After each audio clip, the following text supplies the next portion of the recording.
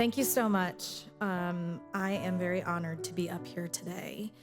And I'm going to give you a little bit of my story and why Trinity means so much to me and my family. So 44 years ago, I was born to parents that were very conservative, still are pretty conservative. Grew up in the church, was at Sunday school. I was at church every Sunday. And that time, I loved church. I loved being there. My friends were there. It was a great place to be. As I got older, I continued to go to church. I went to college. I got married when I was 22. Not to Sherry, of course. That would be my first marriage. In my first marriage, I was married to a man. I thought that was what life was supposed to be. That you married a man, you became the woman that took care of the house. Unfortunately, or as I now say, fortunately, I was in an emotionally abusive marriage. I left that marriage in 2009. I met Sherry in 2006. We were friends. And then I fell in love with my best friend. In 2010, I was fully divorced. Sherry and I have been together ever since. During that time of 2010, Sherry and I were together, but my parents and my family didn't know. 3 years in, one day, I said to her, I called her and said, I'm gonna go do it. She says, do what? I'm gonna go tell my parents. She's like, are you crazy? Yeah, I am, but I gotta do it, because if I don't do it, I don't know, I just have to go do it. I stopped by my parents' house. I told them in person. My mom told me I was going to hell. My mom threw the Bible at me and said, this is so wrong. And I said, well, I'm gonna go live my life. I left that day and felt the most sense of peace because I was living my true self. During that time, I met Hugh and Kyle Grief. I was in Kiwanis with Kyle. I remember talking to them about something one day, and I don't remember exactly what it was, but they said, you should come check out Trinity. We're at this church, Trinity. And if you may have not thought, but I had stopped going to church because I didn't want to go to a place that I wasn't welcome. And that was really difficult for my family. However, and it was also difficult for me because I missed that. I missed that place, that family.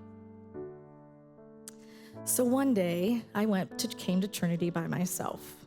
It was December of 2018, I believe. After I left, I thought, this place is cool. Of course, we were married. We ended up then getting pregnant with our first child, Beckett, who's right there in the back, Beckett. And I hadn't come back to Trinity. I wasn't sure why, I just hadn't. But after we had Beckett, I knew I was still missing something inside. Then COVID hit. So I watched online. So my first real experience of becoming a member of Trinity was through COVID. Beckett was then baptized during COVID by Lisa. And one of the other things that I want to tell you, and one of the main reasons why I came back to Trinity, was I almost unfortunately died from my first pregnancy. I had severe preeclampsia and my kidneys started to fail.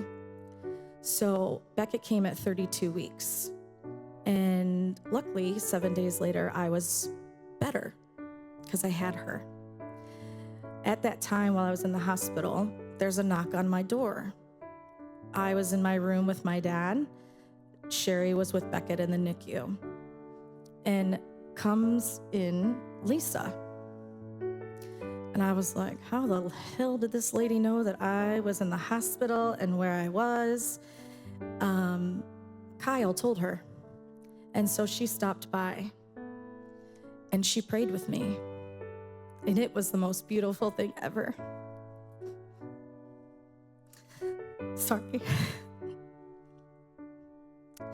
That is part of the reason why Trinity is so important to me and my family. Because she didn't even know me that well, but she came to the hospital. She prayed with me.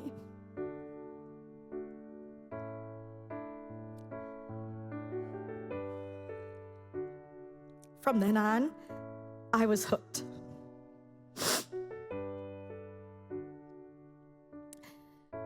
Being part of a place like this is so incredible. I love that my family can come here, and it doesn't matter who you are, who you love, what you look like, or where you've been. You come and everybody is welcome.